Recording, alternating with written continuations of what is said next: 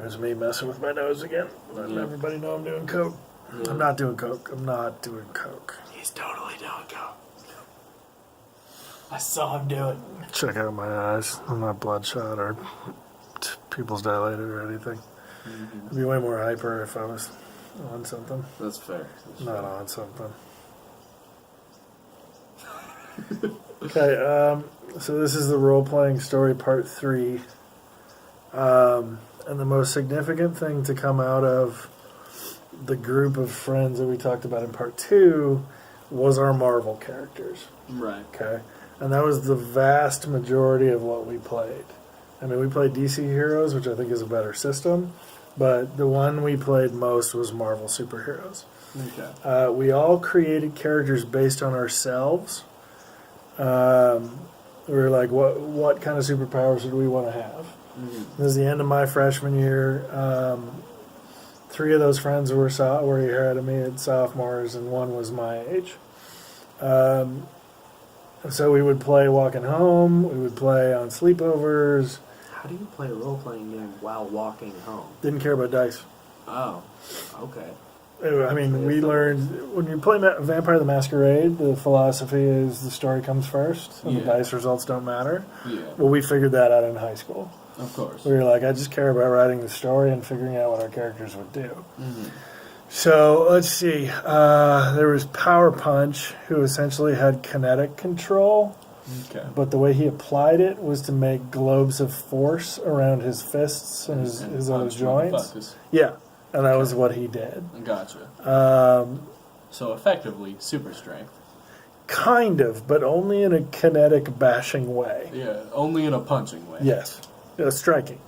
Because he could do it with his elbows. Okay. I mean, in Marvel, you had the ability to develop what they call power stunts. So you have to spend experience to develop new applications of your powers. Yeah. And the person that played that character, his power stunts were to add joints. He would like power stunt to use his knees, and power stunt to use his head. At least that's the way I remember it. He may remember it differently. I don't know. I don't talk to him anymore. I don't talk to any of these guys anymore, actually. Yeah. The leaders, his name was Kat, and he was like super pro-military, so he was really into guns. It wasn't that he was pro-military, he was really into guns and martial arts, and his only superpower, he had 2 superpowers. One was telepathy, and the other was the ability to touch Rogue. Okay. So long before Marvel made Gambit able to touch Rogue, that Cat was able to touch Rogue, and they had a relationship. Okay. I think we actually role-played their wedding at one point. Darkflight was a sorcerer, straight-out sorcerer. Yeah. Not much to that other than he was a magic guy who studied books. Yeah. But he was way more Raistlin from Dragonlance than he was Doctor Strange. Okay. Raistlin... Got nothing. You should read Dragonlance. You'd enjoy it. I would. We had all read Dragonlance too, so there was a certain amount of that infused the way we played too. Okay. Raistlin was the mage that nobody in the group knew whether they could trust, and at one point he did backstab the entire group. So Darkflight came across much the same way. Are you bored? No, I'm just exhausted because I'm night shift and I'm awake during the daytime. Oh. Been awake since 11. And it's almost time to go to work. Yeah. Sorry. And I'm off at 4 a.m. At least we bought caffeine for you. Yeah. I appreciate it. That's what's going to keep me on my feet. 4th character is a character named Strike. Stryke. Of course. Gotta be edgy. we were very well. Wait till I tell you the name of the group, which you probably know already. I do. Super edgy, especially in a conservative religious town like Bakersfield. Oh yeah. Strike. Okay, it's probably a good time to cross that bridge. The group's name was Pentagram because there were 5 of us. Yep. And we at one point wanted to do a comic book, so we had character designs and stuff, and we shopped it to different artists. And one of the artists we shopped to was a super religious lady who gave us back all our materials, and this story may be elsewhere too, along with religious pamphlets because she was worried about our souls. Yeah. And really the only reasons we named it Pentagram were there were 5 of us, and we were rebellious, angsty teenagers. Of course. So that's it. The whole group was named Pentagram. Uh-huh.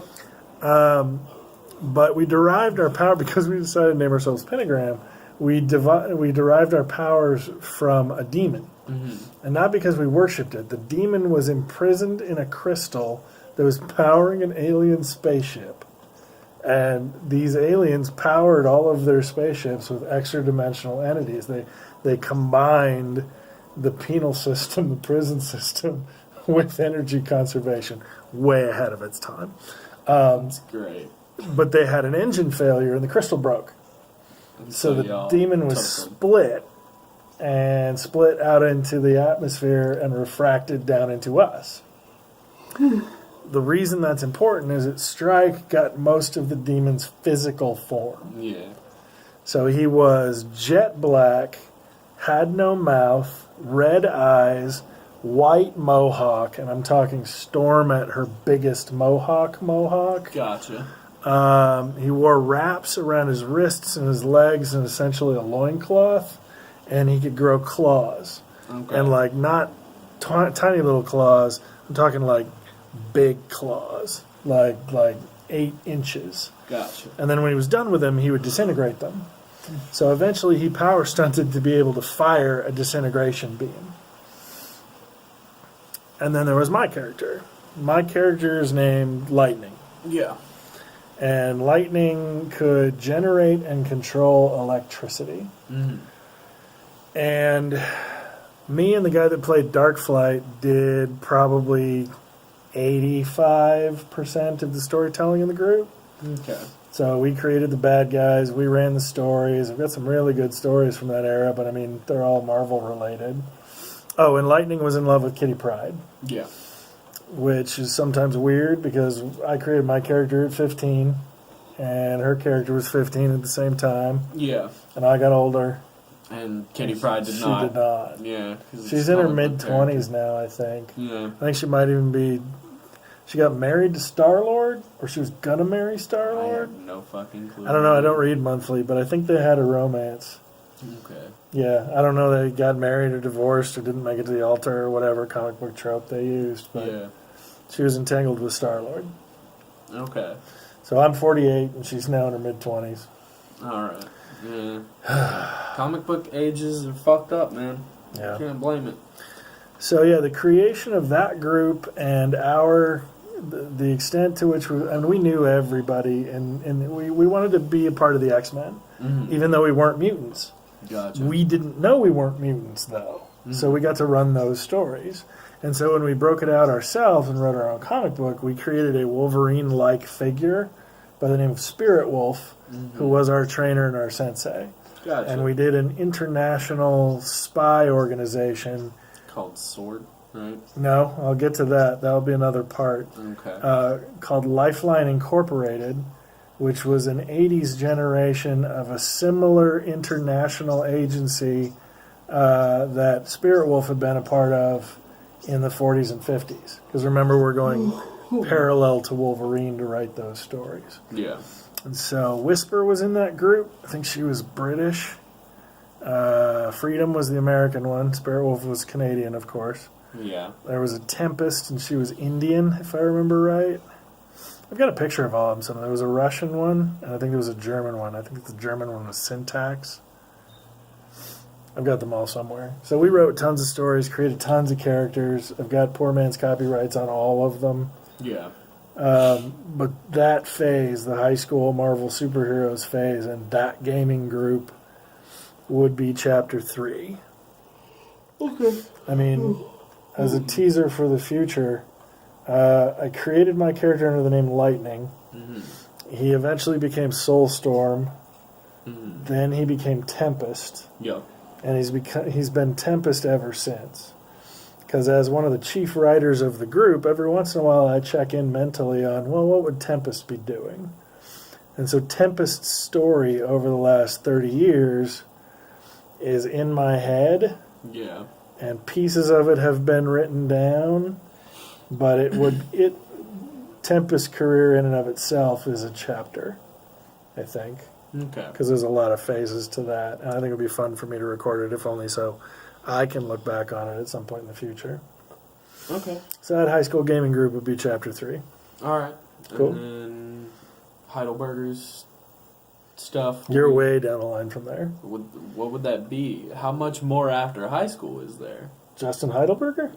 And the stuff I did with the Revengers? Yeah, well, I was not talking the Revengers because that wasn't tabletop, was it? That was just improv. But I was talking about the Hunter campaign. Oh, you got a ways to go. Okay. Because I haven't even started playing Vampire yet. Oh, right. I can't do any of the Hunter stuff until I started playing Vampire. Of course. That's college. All right. That's a whole other chapter. All right, so what? 5, 6 is the next part I'm in? All right. I don't even have it organized like that. Okay. We're going to lose video sometimes. So here are some things that have to come. Tempest career. It's been reached. It No, it's just all had a right. pop-up, Oh, so you should stop it. so we just stop. There's a bunch of chapters in there to come, Okay. including several different phases of White Wolf. All right. Cool. Peace. Deuces.